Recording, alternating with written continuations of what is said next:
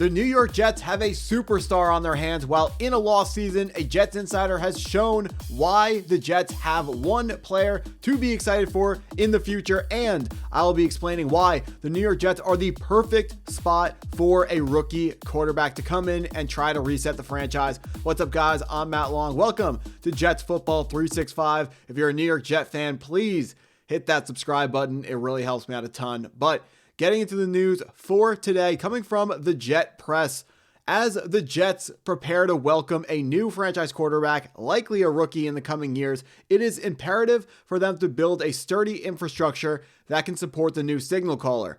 They can use the remainder of the 2025 season to figure out how many offensive building blocks they already have on the roster and how many must be added in the offseason. Michael Nania of the Jet Press then goes on to write, "The good news for New York, their young offensive line is quickly growing into a unit that can be trusted to protect a young passer in the coming years. It may not seem like it based on the team's overall offensive production, but the New York Jets have one of the best young offensive line cores in the NFL. Consider where their three youngest starters rank among their peers in the 2025 season based on Pro Football Focus's grading system." So if you're not familiar with Pro Football Focus, they're a third-party company, they're football watching company that they watch every single snap of every single game of every single player, and they break down exactly who they are, grade them objectively. And Michael Nania from the Jet Press has pointed out the rankings of our young offensive linemen and where they rank in their draft class.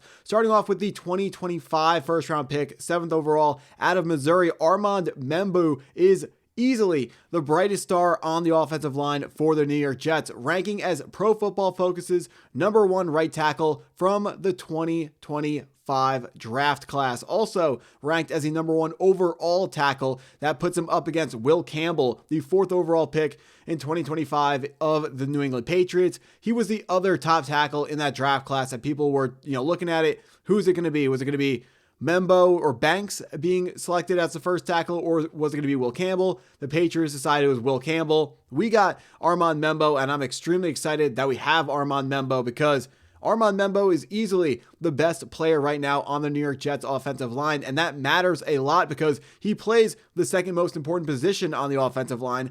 You may remember Joe Douglas, our last general manager. He came out in the middle of the season in 2024, and he said no one's trading tackles right now, and he told us that they were in the market for offensive tackles and they were looking for them, but no one was giving them up. And that's because offensive tackle is an extremely important and underrated position that every team needs to make sure they have locked down if they have championship aspirations. We can just take notice of what is happening with the Los Angeles Chargers this year. They lost their starting left tackle for the entire season before their year even started, and they have, their other tackle, Joe Alt. When Joe Alt is on the field, the Chargers are one of the best teams in football. When he's not on the field, they are not a good football team. That's how important an offensive tackle is. And fortunately for us, the New York Jets have two great young offensive tackles. Left tackle Olu Fashanu, only 22 years old, ranks as Pro Football Focus's number 2 left tackle from the 2024 draft class, number 1 being Joe Alt graded wise, but hey, the best ability is availability, and Joe Alt's out for the entire year, just like the other tackle for the Chargers, and Olu Fashanu is still playing for the New York Jets. Olu was a developmental prospect coming out of the draft in 2024, so we can expect that he still hasn't even hit his ceiling of what he's going to become as an offensive lineman for our team. And he is one of my favorite players on the team because I think Olu Fashanu's ceiling is ridiculously high. Early in the 2023-24 football season, Olu Fashanu was projected as a top 3 pick, and I really don't think he did a whole lot to lower himself from that status. So when we selected Olu Fashanu 11th overall after trading down the Vikings, that was an absolute home run. Joe Douglas hit that draft pick out of the park, even leaving Brock Bowers on the board. Brock Bowers, generational tight end, but he's a tight end. Olu Fashanu's a left tackle. That's the second most important position on offense behind quarterback. Just to finish off this graphic, right guard Joe Tippmann, age 24, ranks as Pro Football Focus's number 2 right guard from the 2023 draft class behind the Dallas Cowboys' Tyler Steen. Now, in the open to this video, I talked about how the New York Jets are the best positioned team to bring in a rookie quarterback, and let me explain why. Rookie quarterbacks, they need two things. One, well, personnel-wise. Other than personnel-wise, our owner is an absolute loose cannon, and you never know. Just being the New York Jets means it's always scary for a rookie quarterback to come here. Personnel-wise, the Jets are the best spot for a rookie quarterback because, one, that rookie quarterback needs protection. Like I've explained earlier in this video, the Jets have the best young offensive tackle duo in the entire NFL, spending back-to-back. Old Fashanu was a top 10 pick. We would have taken him at 10 had the Vikings not traded up. We picked up 2 late day 3 picks to move back one slot, take the same guy we were taking. So Olu Fashanu, basically a top 10 pick as well. 2 top 10 draft picks spent on tackles to protect our quarterback.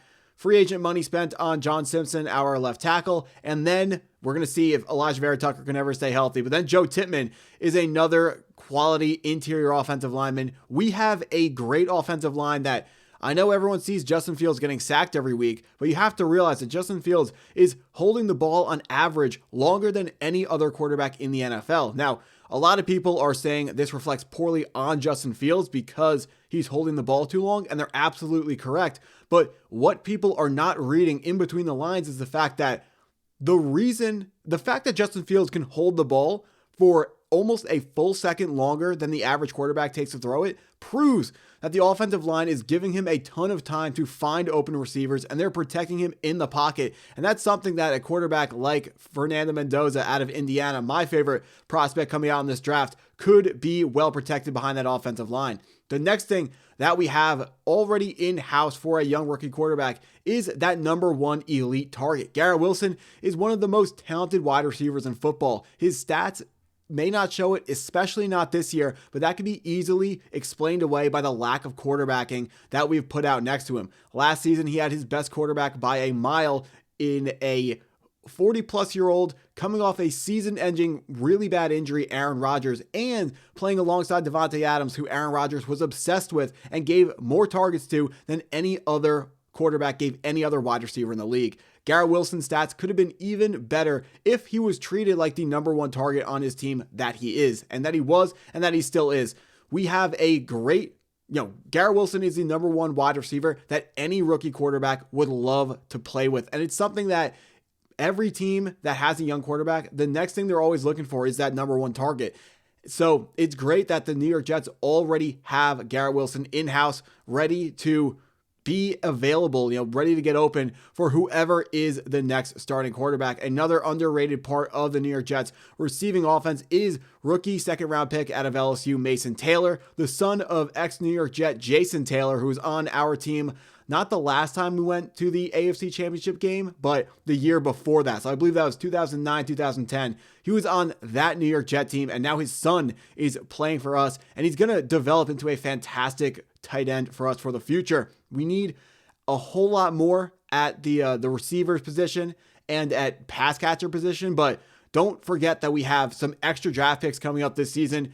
Everyone, only really talks about the first round picks, but if we use our first round pick, the Jets first round pick, on a quarterback, either Ty Simpson, not Lenore Sellers because he's going back, but Ty Simpson or Fernando Mendoza or whoever you want that quarterback to be, there probably isn't going to be a wide receiver in the range of wherever that Colts pick is. But we have 2 second round picks that can be used on another wide receiver to help bolster this receiving offense and help us out get another weapon for Justin Fields. So there are plenty of options in the draft. We don't have a 3rd round pick. That is the conditional 3rd round pick that was sent to the Philadelphia Eagles in the Hassan Reddick trade, I believe. So that's why we don't have a 3rd round pick, but we do have plenty of early picks. We're going to have the ability to continue to build an offense around whoever is the starting quarterback. And just remember, there's always a possibility that we don't even take a quarterback this year. If Aaron Glenn and Darren Muji are not in love with the quarterback, they do have the option to wait for what looks like a better quarterback class in 2027. But that's what we said last year when Cam Ward was coming out. I told everyone 2026 is going to be a significantly better quarterback class. Don't take Cam Ward.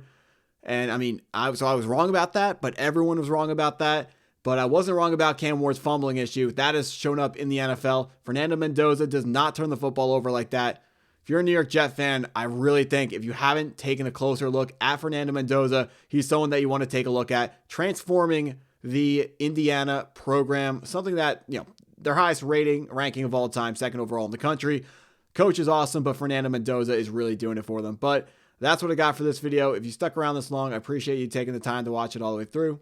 Hit that like button if you haven't already. Hit the subscribe button if you're new to the channel, and go Jets.